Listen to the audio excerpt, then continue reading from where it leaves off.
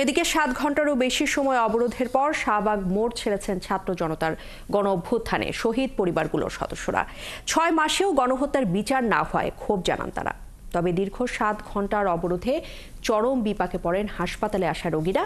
পরে বিকেলে সার্জিস আলমের আশ্বাসে অবরোধ ছাড়েন তারা। আরও জানাচ্ছেন নজরুল ইসলাম। মাঠের অলরাউন্ডার আমি, আর ঘরের অলরাউন্ডার টাইলক্স।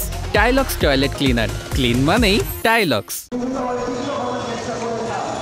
গণহত্যার দায়ে শেখ হাসিনা ও তার দোসরদের বিচার ও শহীদদের রাষ্ট্রীয় স্বীকৃতির দাবিতে সকাল 11টার দিকে রাজধানীর সবচেয়ে ব্যস্ততম সড়ক শাহবাগ অবরোধ করেন নিহতদের পরিবারের স্বজনরা। অন্তর্বর্তীকালীন সরকারের 6 মাসেও গণহত্যার বিচার না হওয়ায় ক্ষোভ জানান তারা।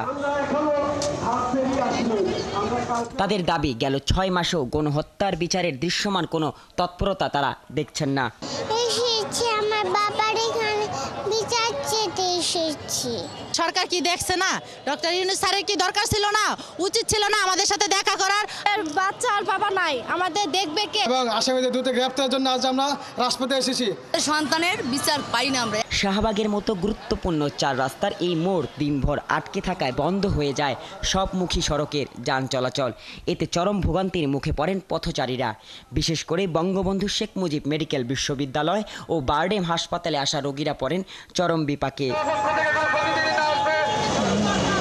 এ সময় আন্দোলনকারীদের বারবার বোঝানোর চেষ্টাও করেও ব্যর্থ হয় পুলিশ। এক পর্যায়ে পুলিশের সাথে বাকবিতণ্ডায় জড়ান বিক্ষোভকারীরা। পুলিশের ঊর্ধ্বতন কর্মকর্তা জানান, আন্দোলনকারীদের সাথে রোববার প্রধান উপদেষ্টার বৈঠকের প্রস্তাব দেয়া হয়েছে। শহীদ পরিবারের সদস্যদের সাথে চিফ অ্যাডভাইজার মহোদয় রবিবারে বসবে।